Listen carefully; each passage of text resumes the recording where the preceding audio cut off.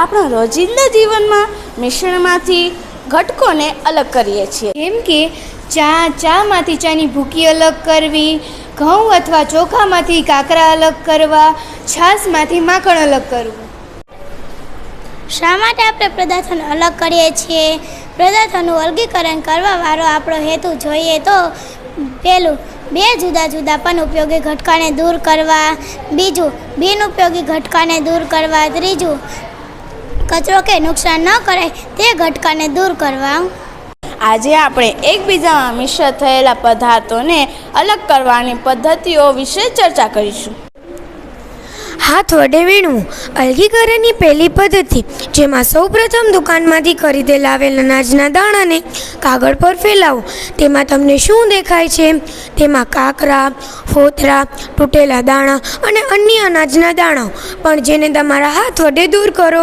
આ હાથ વડે દૂર કરવાની પદ્ધતિનો ઉપયોગ કરવામાં આવે તો ઘઉં, ચોખા કે કઠોળમાંથી થોડા મોટા કદનો કચરો, જેમ કે માટીની કાકરી, કાકરા અને ફોતરા દૂર કરવા માટે થાય છે. આવા કચરાનો જથ્થો સામાન્ય રીતે બહુ મોટો હોતો નથી. ક્યારે આપણે લોટમાંથી વાનગી બનાવી હોય છે, જે માટે તેમાંથી કચરો તથા ભૂસો દૂર કરવાની જરૂર પડે છે. આપણે શું કરીએ છીએ? આપણે ચાણી લઈએ છીએ અને તેમાં લોટ નાખીએ છીએ. ચાણીના છિદ્રોમાંથી લોટના બારીક કણો પસાર થાય છે, જ્યારે મોટી અશુદ્ધિઓ ચાણીમાં ઉપર રહી જાય છે.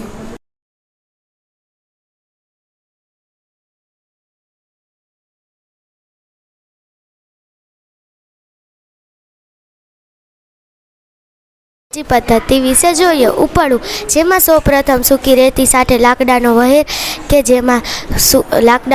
કે જેમાં સૂકા પાંદડાનો ભૂકો મિક્સ કરો.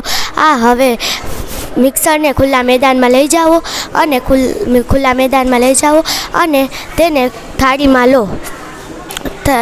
ઊંચા પ્લેટફોર્મ પર ઊભા રહો અને તેને થાળીમાં લો. થાળીમાં કે જેમાં મિક્સર રહેલું છે તેને તમારા ખંભા વડે રાખો અને તેમાંથી ધીમેથી સળકાવો. જેમાંથી મિક્સર રહેલું છે તે ધીમેથી તેમાંથી સળકે.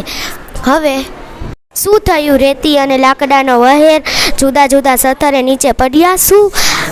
શું પવન દ્વારા આ બે ઘટકોનું અલગીકરણ થયું? હા, તે પવન દ્વારા તે છૂટા પડે છે. મિક્સરના ઘટકોને અલગ કરવાની આ રીતને ઉપાડવું કહે છે. ઉપાડવાની ક્રિયાઓનો ઉપયોગ ભારે અને હલકા ઘટકોને પવન વડે ફૂંકાતી હવા વડે કે અલગ કરવામાં થાય છે.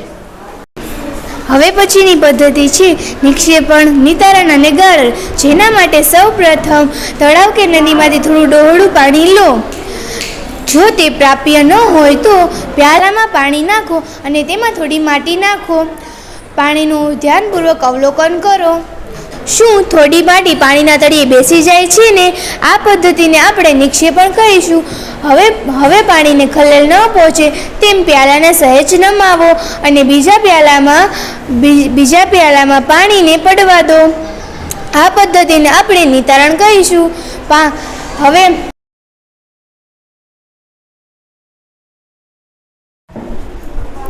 શું બીજા પ્યાલામાં રહેલું પાણી હજુ પણ ડોળું કે કથાઈ રંગનું છે? હવે તેને ગાળી લો. શું ચાની ગળણી કામ લાગશે? ચાલો કાપડના ટુકડા વડે પાણીને ગાળવાનો પ્રયત્ન કરીએ. પાણી હજુ પણ ડોળું છે તો હજુ નાના છિદ્રો હોય તેવી ગળણીથી અશુદ્ધિઓને અલગ કરી શકાય. ગાળણપત્ર એક આવી જ ગળણી છે જેમાં ખૂબ નાના છિદ્રો હોય છે, જેને શંકુ આકારમાં ગડી કરી ગાળણપત્ર ગળણીમાં મૂકવામાં આવે છે. ત્યારબાદ મિક્સરને ગાળણપત્ર પર રેડવામાં આવે છે. તે મિશ્રણમાંના ઘન કણો તેમાંથી પસાર થતા નથી અને ગાળણપત્ર પર જ રહી જાય છે, જેને આપણે ગાળણ કહીશું. પદ્ધતિ 6. બાષ્પીભવન. એક કેટલીમાં પાણી લઈ કેટલીને ગરમ કરો. પાણીને ઉકળી જવા દો. તમને શું દેખાય છે? આપણને કેટલીમાંથી વરાળ નીકળતી દેખાય છે. આમ પાણીને વરાળમાં રૂપાંતર કરવાની પ્રક્રિયાને બાષ્પીભવન કહે છે. જ્યાં પાણી હાજર હોય ત્યાં બાષ્પીભવનની પ્રક્રિયા સતત થતી હોય છે. આ આ કીટલીના નાળચામાંથી વાળ બહાર આવી રહી છે ને? હવે ધાતુની એક પ્લેટમાં થોડા બરફ લો અને તેને કીટલીના નાળચા ઉપરથી સહેજ પકડી રાખો. શું થાય છે તે જુઓ. જ્યારે વરાળનો સંપર્ક બરફવાળી ઠંડી પ્લેટ સાથે થાય છે ત્યારે તેનું સંઘનન થાય છે અને પ્રવાહી સ્વરૂપમાં પાણી બનાવે છે. પાણીના જે ટીપા તમે પ્લેટ પર પડતા જુઓ છો તે વરાળના સંઘનનથી થાય છે.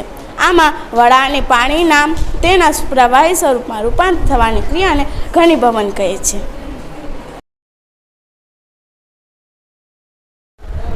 શું પાણી ગમે તેટલા જથ્થામાં પદાર્થને ઓગાળી શકે? ચાલો જોઈએ. તમને એક બીકર કે નાનું પાત્ર, 1 ચમચી મીઠું અને પાણીની જરૂર પડશે. અડધા કપ જેટલું પાણી બીકરમાં લો. 1 ચમચી જેટલું મીઠું લઈ તે બરાબર ઓગળી જાય ત્યાં સુધી હલાવતા રહો. ફરીથી 1 ચમચી મીઠું ઉમેરો અને બરાબર હલાવો. દરેક વખતે 1 ચમચી મીઠું ઉમેરતા જાઓ અને હલાવો. થોડી ચમચી મીઠું ઉમેર્યા બાદ શું તમે નોંધ્યું કે થોડું મીઠું ઓગળ્યા વગર જ બીકરના તળિયે બેસી જાય છે? જો હા, તો તેનો અર્થ એ થયો કે આપણે પાણીનો જે જથ્થો લીધો છે તેમાં વધુ મીઠું ઓગાળી શકાય તેમ નથી. દ્રાવણ હવે સંતૃપ્ત થઈ ગયું છે તેમ કહેવાય. ફરી પાછું હવે આ સંતૃપ્ત દ્રાવણમાં થોડી માત્રા મીઠું ઉમેરો અને તેને ગરમ કરો. શું થાય છે? બીકરના તળિયે રહેલા અદ્રાવ્ય મીઠું અદૃશ્ય થઈ ગયું. આ પ્રવૃત્તિ દર્શાવે છે કે ગરમ કરવાથી પાણીમાં રહેલા મીઠું ઓગાળી શકાય છે.